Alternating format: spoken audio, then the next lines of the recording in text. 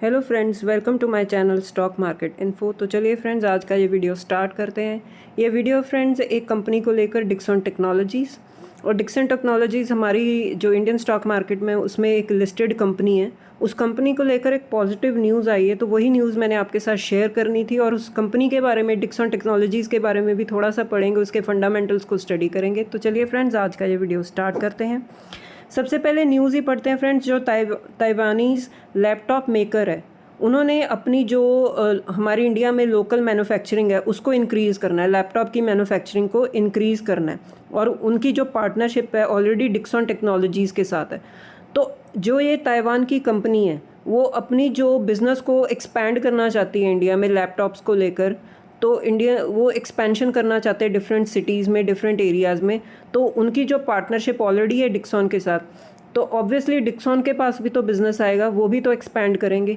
तो ये दोनों मिलकर अब जो एक्सपेंशन करना चाहते हैं लैपटॉप्स में, लैपटॉप की फील्ड में। तो ये एक न्यूज़ है फ्रेंड्स, जो पॉजिटिव न्यूज़ है डिक्सन को लेकर, जिसमें अब जो भी मैन्युफैक्चरिंग होगी इंक्रीज़ होगा, उनकी जो बिज़नेस है वो भी इंक्रीज़ होगा। तो ये जो ताइवान की कंपनी है, ये बोल रहे हैं कि इस साल ये 30% सेल्स एक्सपेक्ट कर रहे हैं लैपटॉप में, जो पिछले साल 10% थी। तो इतना जो है इंक्रीज़ ये एक्सपेक्ट कर रहे हैं सेल्स में लैपटॉप की फील्ड में, जो पिछले साल 10% था। तो ठीक है फ्रेंड्स, ये थी कुछ एक पॉजिटिव न्यूज़ कि ये जो लैपटॉप की कंपनी है अभी एक्सपेंशन करना चाहती है और बिज़नेस को बढ़ाना चाहती है, ग्रो करना चाहती है डिक्सन के साथ। तो ये डिक्सन के लिए बहुत अच्छी खबर है, उनके बिज़नेस के लिए बहुत बड़ी खबर है, क्योंकि जैसे जैसे बिज़नेस ग्रो होगा तो वैसे वैसे कंपनी भी तो ग्रो होगी। तो ये जो न्यूज़ है, इसके बेसिस पर आप इस कंपनी को दोबारा से स्टडी कर सकते हो कि इस कंपनी को अब हमें इन्वेस्ट करना चाहिए कि नहीं करना चाहिए, या आप अपनी वॉच लिस्ट में रख सकते हो।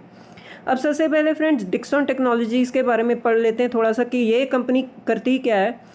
ये ईएमएस कंपनी है फ्रेंड्स, जिनके जो ऑपरेशंस है इलेक्ट्रॉनिक प्रोडक्ट्स में है। जैसे कि ये लैपटॉप की बात हो रही है, तो इनका जो बिज़नेस है ही उसी में है कि कंज्यूमर इलेक्ट्रॉनिक्स में ये डील करती है, होम अप्लाइंसेस में, सीसीटीवीज़ में, मोबाइल फ़ोन्स में। बेसिकली इनका जो मेजर बिज़नेस है ना, मोबाइल फ़ोन से आता है।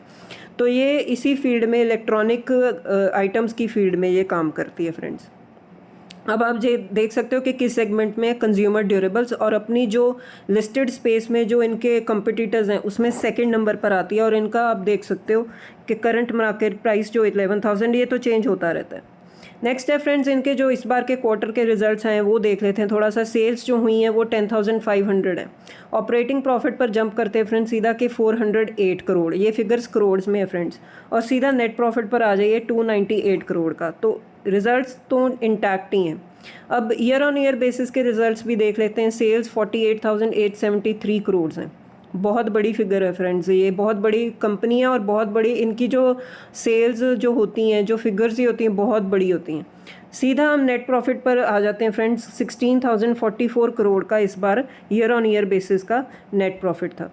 थोड़ा सा शेयर होल्डिंग पैटर्न भी डिस्कस कर लेते हैं कि प्रोमोटर्स के पास 28.69% की होल्डिंग है, एफआईएस के पास 18.30% है, डीआईएस के पास 28.14% और पब्लिक के पास 24.87। सो एक बहुत ही डिसेंट शेयर होल्डिंग पैटर्न है फ्रेंड्स, जिसमें अक्रॉस ऑल द सेगमेंट्स इन्होंने इन्वेस्ट किया हुआ है कंपनी में। रिजर्व्स देख लेते हैं फ्रेंड्स थोड़ा सा, जो जंप की है 4,664 करोड़ से। सो रिजर्व का इंक्रीज़ होना भी एक इंडिकेशन होता है कि कंपनी के जो प्रॉफिट्स इंक्रीज़ हो रहे हैं उसी में से जो पोर्शन है कुछ रिजर्व्स में ट्रांसफ़र होता है। प्रॉफिट्स इंक्रीज़ होना मतलब रिजर्व्स इंक्रीज़ होना। कंपनी ने कुछ लॉन्ग टर्म बोरोइंग्स भी हैं बैलेंस शीट में 359 करोड़। तो बोरोइंग्स होना, डेट होना कोई गलत बात नहीं होती फ्रेंड्स। अगर बिज़नेस ग्रो हो रहा है तो बिज़नेस की एक्सपेंशन के लिए, ग्रोथ के लिए कंपनी डेफिनेटली कहीं ना कहीं से कैपिटल तो रेज करेगी, लोन भी लेगी। तो लोन यूटिलाइज कैसे हो रहा है ये इंपॉर्टेंट है देखना।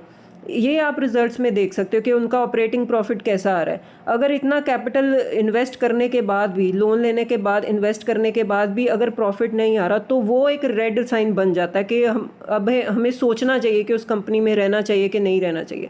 लेकिन अगर कंपनी बोरोइंग्स के साथ भी एक अच्छी तरह कैपिटल को यूज़ कर रही है, इन्वेस्ट कर रही है, रिटर्न्स जनरेट कर रही है, तो ये एक अच्छी बात होती है कि कैपिटल एक्सपेंशन के साथ साथ कंपनी लोन के साथ एक्सपेंशन के साथ कर रही है और प्रॉफिट्स भी कमा रही है। नेक्स्ट है फ्रेंड, शॉर्ट टर्म बोरोइंग्स भी हैं कंपनी की बैलेंस शीट में जो 107 करोड़ है। ये जो बोरोइंग्स होती हैं ये इनका जो टाइम पीरियड होता है रीपेमेंट का 1 साल का ही होता है, तो ये 1 साल के अंदर अंदर पे करनी होती है। नेक्स्ट है फ्रेंड्स कंपनी के cash and cash equivalents, cash reserves भी बहुत अच्छे हैं 941 करोड़, और नीचे सबसे नीचे आप देख सकते हो जो टोटल एसेट्स हैं वो 19,161 करोड़ के। सो एक अच्छी स्ट्रेंथ है बैलेंस शीट में भी, जिस तरह का मार्केट कैप है कंपनी का उस हिसाब से हम देख सकते हैं कि कंपनी की जो बैलेंस शीट में भी वो स्ट्रेंथ रिफ्लेक्ट हो रही है। सो एक बहुत ही अच्छी स्ट्रॉन्ग बैलेंस शीट है कंपनी की। सो आप लोकेशन वाइज ब्रेकअप देख सकते हो, इंडिया में 95.5% का बिजनेस है और बाकी कंट्रीज़ में 4.5%। सो ये भी एक बहुत प्लस पॉइंट बनता है फ्रेंड्स कंपनी के लिए, क्योंकि अगर कंपनी ने डिफरेंट जगह पर एक्सपेंड लोकेशन होगी बिजनेस की तो वो सारी कंट्रीज़ को भी आपको पढ़ना पड़ेगा। तो अगर किसी कंट्री में कोई इशू हो गया, कोई भी पॉलिसी चेंज आ गया, कोई गवर्नमेंट चेंज हो गई, तो उसका इम्पैक्ट आ सकता है कंपनी की जो है बिज़नेस पर, कंपनी के रेवेन्यूज़ पर, कंपनी के मार्जिन्स पर। नेक्स्ट है फ्रेंड्स इनका ऑपरेटिंग प्रॉफिट ब्रेकअप देख लेते हैं। जैसे मैंने आपको पहले ही बताया कि मोबाइल फ़ोन से इनका जो ज़्यादा ऑपरेटिंग प्रॉफिट जनरेट हो 84%, होम अप्लाइंसेस से 8.9% और रेस्ट जो आइटम्स हैं वहाँ से 7%। सो मैक्सिमम जो बिज़नेस है इनका मोबाइल फ़ोन्स के ही थ्रू होता है। नेक्स्ट है फ्रेंड्स जो प्रमोटर की होल्डिंग है 28.7%। तो अब ये देख लेते हैं कि प्लेज्ड होल्डिंग मतलब प्रमोटर्स ने कोई होल्डिंग अपनी प्लेज तो नहीं की हुई। अगर प्लेज की होती है तो एक हल्का सा आप बोल सकते हो कि माइनस पॉइंट बनता है, क्योंकि अगर प्लेज शेयर्स को हम अनप्लेज ना करवा सके इन फ्यूचर तो ये एक रिस्की पॉइंट बन जाता है। तो प्लेज तो कोई भी नहीं है, 0% है। सो इन द एंड फ्रेंड्स मैं इस वीडियो को कंक्लूड करूँगी। सो ये क्विक वीडियो था ये बताने के लिए कि कैसे जो डिक्सन टेक्नोलॉजीज़ है उसके लिए एक पॉजिटिव खबर निकल कर आई है कि जो उनका पार्टनरशिप है ताइवान कंपनी के साथ, वो जो लैपटॉप्स को मैन्युफैक्चरिंग करने के बारे में, जो अपने बिज़नेस को एक्सपैंड करने के बारे में सोच रहे हैं इंडिया में, तो उसका ये जो इम्पैक्ट होगा यही होगा कि कंपनी भी अब अपनी जो स्केल है इंक्रीज़ करेगी, मैन्युफैक्चरिंग इंक्रीज़ करेगी, उनका बिज़नेस ग्रो होगा, और जैसे जैसे बिज़नेस ग्रो होगा फ्रेंड्स हमारा शेयर भी ग्रो होगा। तो अगर हमने इन्वेस्टमेंट की होगी इस कंपनी में तो हमारी इन्वेस्टमेंट भी इंक्रीज़ होगी। तो friends in the end disclaimer है फ्रेंड्स कि आप इस शेयर में ऐसे ही नहीं जंप करना होता न्यूज़ के बेसिस पर। आप इस न्यूज़ के बेसिस पर आप इस कंपनी को स्टडी कर सकते हैं। थोड़ा सा मैंने इसको फंडामेंटल्स को भी टच दिया है इस वीडियो में, सो दैट आपको थोड़ा सा आइडिया मिल सके कि कंपनी के रिजल्ट्स कैसे थे और कंपनी की बैलेंस शीट इस बार की कैसी है। तो आने वाले टाइम के लिए आप इस कंपनी को पढ़िए और फिर आप डिसीजन लीजिए कि इस कंपनी में जाना चाहिए कि नहीं जाना चाहिए। तो ठीक है friends, it was all about this video. अगर आपको वीडियो अच्छा लगे तो लाइक कीजिए, शेयर कीजिए और चैनल को सब्सक्राइब कीजिए। तो ठीक है फ्रेंड्स, अब मिलते हैं नेक्स्ट वीडियो में। Till then bye bye.